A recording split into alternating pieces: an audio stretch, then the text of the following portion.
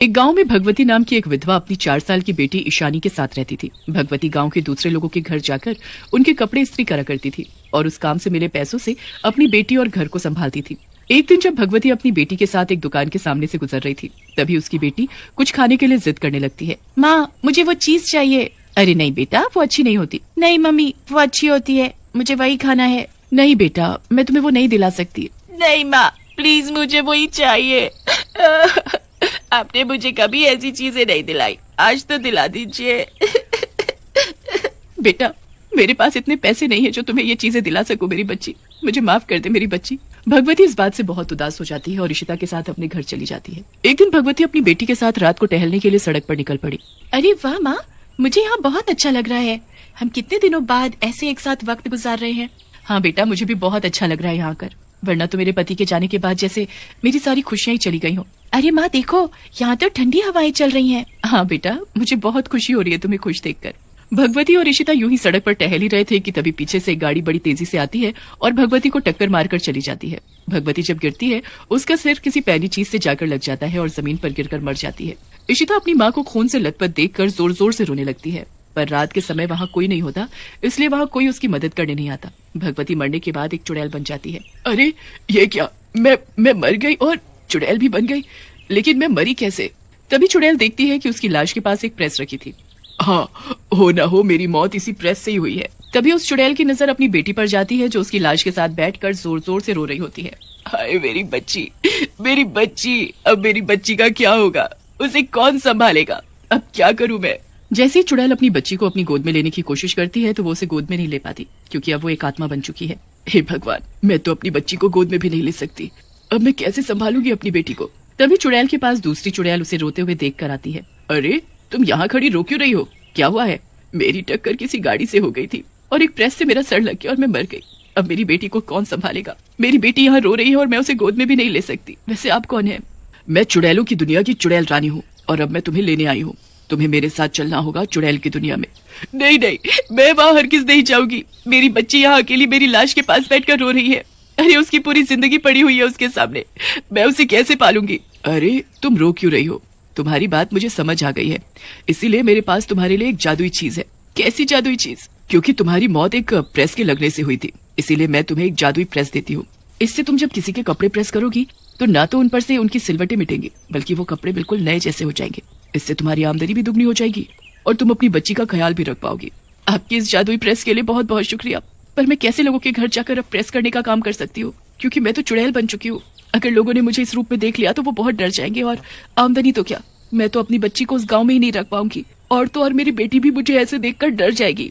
हाँ, तुम्हारी ये भी बात सही है और मैं तुम्हें एक वरदान देती हूँ कि तुम सुबह 5 से लेकर शाम के 7 बजे तक एक इंसानी रूप में ही रहोगी, जैसे तुम पहले दिखती थी बिल्कुल वैसे ही।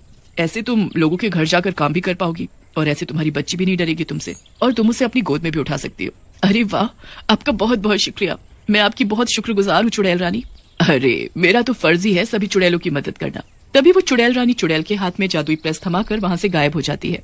अरे वाह, अब मैं अपनी बच्ची को पाल पाऊंगी। तभी उसकी बेटी उसका डरावना चेहरा देखकर जोर जोर से रोने लगती है। अरे मेरी बच्ची, ये मैं हूँ, तेरी माँ।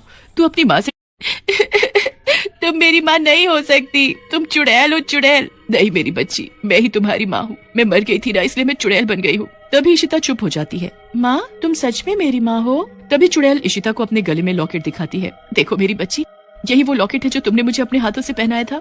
हाँ, ये तो वही लॉकेट है, तुम तो सच में मेरी माँ हो।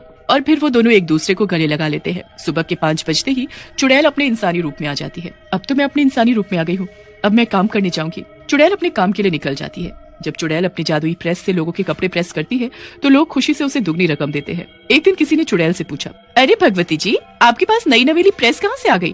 कल तक तो आपके पास आपको अपनी बच्ची को स्कूल भेजने तक के पैसे नहीं थे। हाँ, वो कुछ आमदनी बचा कर रखी थी, उसी से लेकर आई हूँ ये नई प्रेस। अरे पर आपकी ये प्रेस बिल्कुल जादुई है, मेरी कुर्ती बिल्कुल नई हो गई। अरे सब टेक्नोलॉजी है, टेक्नोलॉजी। अरे भगवती जी, वो टेक्नोलॉजी होता है, आप अंग्रेजी ना बोला करें। सारा बखेड़ा कर देती हैं। अरे तुम चुप रहो, बड़ी आई मुझे बताने वाली। तुम्हारी कुर्ती प्रेस हो गई ना, लाओ दो मेरे पैसे। हाँ हाँ, ये लो अपने पैसे।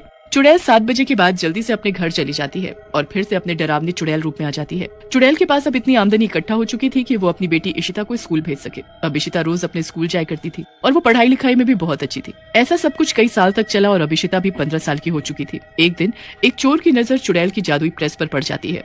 अरे वाह, ये तो बड़ी सही प्रेस है। अगर इसको बेच के आऊंगा तो बहुत सही पैसे मिलेंगे। इसको तो आज रात को ही गायब करूंगा। जब रात को चुड़ैल अपने घर में अपनी बेटी को सुलाने के बाद सो रही होती है, तभी वो चोर उसके घर आ टपकता है।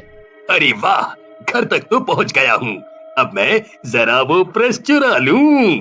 चोर जब चुपके से घर में प्रेस ढूंढ रहा होता है, तभी गलती से उससे कुछ सामान गिर जाता है। आवाज सुनकर चुड़ैल उठ जाती है। अरे कौन है, कौन है यहाँ? चोर जैसी चुड़ैल को देखता है तो वो बहुत डर जाता है। अरे चुड़ैल, चुड़ैल, अब मैं पूरे गांव को बताऊंगा कि हमारे गांव में एक चुड़ैल रह रही है। अच्छा, कैसे बताएगा तू? मैं तुझे बता रही नहीं दूंगी, मैं तुझे मार दूंगी। तभी चुड़ैल अपनी जादुई प्रेस उठाती है और चोर को जलाकर मार देती है और उसकी जली हुई लाश को गांव में फेंक आती है। जब सुबह सब लोग चोर की लाश को देखते हैं तो बहुत डर जाते हैं। अरे ये तो उस चोर की लाश है जो एक दिन मेरे घर में चोरी करने आया था और मैंने इसे रंगे हाथों पकड़ लिया था। हाँ। अरे हाँ, ये तो वही है। तभी किसी गांव वाले की नजर चोर की लाश पर बने हुए एक प्रेस के जले हुए निशान पर जाती है। अरे ये तो प्रेस का निशान है, यानी इसको उस इंसान ने मारा है जिसके पास प्रेस है। हमारे गांव में तो एक ही प्रेस वाली है, वो है भगवती जी। हाँ, मुझे भी यही लग रहा है। चलो सब उनके घर चलते हैं। ओहो, इस वक्त तो वो अपने काम पर होती हैं। हम सब शाम को ही जाते हैं। जब शाम को 7 बज जाते हैं, तभी वो चुड़ैल अपने इंसानी रूप में नहीं बल्कि अपने चुड़ैल रूप में होती है। जैसे गांव वाले उसको देखते हैं तो वो बहुत डर जाते हैं। नहीं नहीं गांव वालों, मैं तुमको कुछ नुकसान नहीं पहुंचाऊंगी। अरे ये क्या, तुम भगवती जी के घर क्या कर रही हो? रुको, मैं अभी किसी तांत्रिक को बुलाता हूँ। अरे नहीं नहीं, मैं तुम लोगों को सब सच सच बताती हूँ। तुम लोग किसी तांत्रिक को मत बुलाओ, मैं भगवती ही हूँ और मुझे किसी गाड़ी ने टक्कर मार दी थी, जिससे मेरा सर नीचे रखे प्रेस से जाकर लग गया और मैं मर गई। फिर मैं चुड़ैल बन गई। चुड़ैल सब कुछ गांव वालों को बता देती है। अच्छा, तो ये बात है। फिर अब क्या होगा? अब मैं तब तक यहाँ से नहीं जाऊंगी जब तक मेरी बेटी अपने पैरों पर खड़ी नहीं हो जाती। मैं तब तक यहाँ रहकर उसे पालूंगी।